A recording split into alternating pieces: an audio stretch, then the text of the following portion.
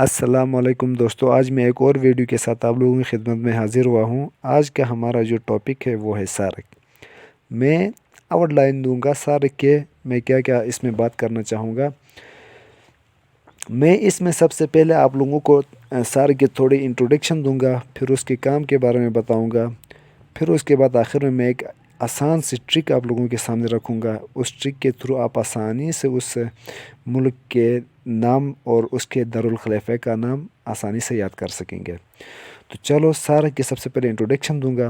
Introduction یہ ہے کہ اس کی آئیڈیا سب سے پہلے ضیاء الدین، جو 1980 میں بنگلہ دیش کے پریزیڈنٹ تھے، انہوں نے یہ تمام ممالک کو یہ خبر بھیجی تھی، یہ تمام ممالک کو یہ بات کہی تھی کہ ہم سارک بنائیں گے تو جس میں ہمارے لیے بہت فائدہ ہوگا۔ تو اس میں سارک بنانے کے بعد پھر اس میں ہم ایسا کریں گے کہ اس میں ہم تمام ممالک کے لیے ہم اپنے کلچر کو پروموٹ کریں گے، ہم اپنے الٹریسی کو پروموٹ کریں گے، ہم اپنے آئی ٹی کو پروموٹ کریں گے، ہم اپنے پوئرٹی کو پروموٹ کریں گے، تو جس کی وجہ سے ہمارے لیے بہت فائدہ ہوگا۔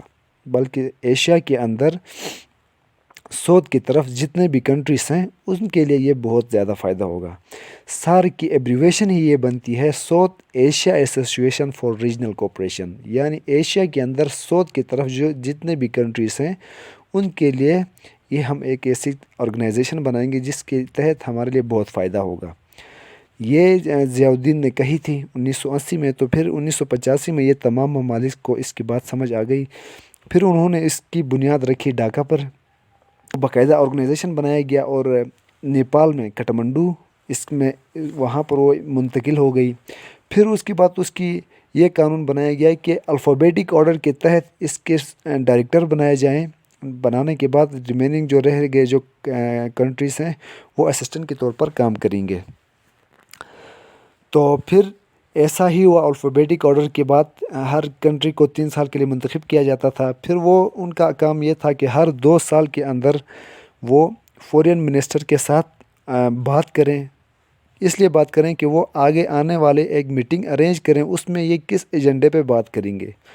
تو اس کے تحت یہ سارے کنٹریز کے فورین منسٹر سے ملتے تھے، ملنے کے بعد پھر وہ اس ایجنڈے پر بات کرتے تھے۔ تو یہ ایک سارک کی ایک آسان سی تعارف تھی۔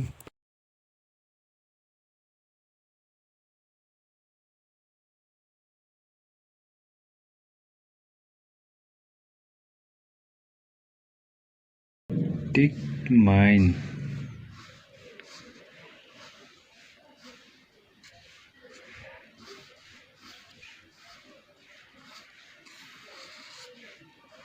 ٹک مائن Thimphu country of Bhutan, I for Islamabad, Islamabad country of Pakistan,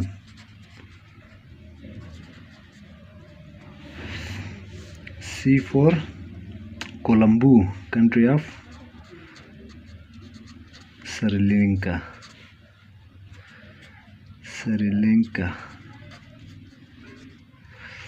اچھا، کے فور کٹمنڈو کنٹری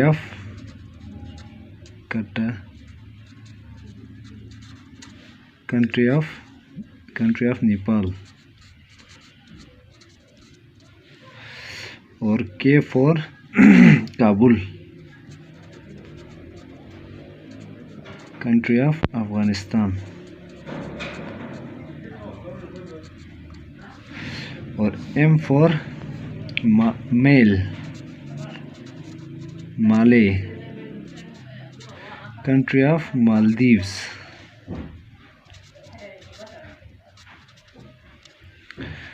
اور یہ آئی این سے مراد ہے نیو دلی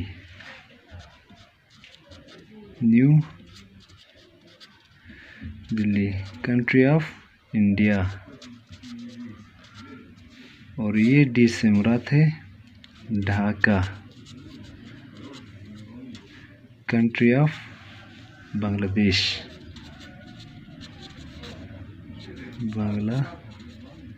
دیش۔ دوستو یہ ایک آسان سی ٹرک ہے یہ ایک آسان سی ٹرک ہے جس کی وجہ سے آپ کیا کر سکتے ہیں، آسانی سے یہ سارے کنٹریز کے دارالخلافہ اور ان کے ملک کے نام کے ساتھ آپ آسانی سے اس کو یاد کر سکتے ہیں۔ Thank you so much.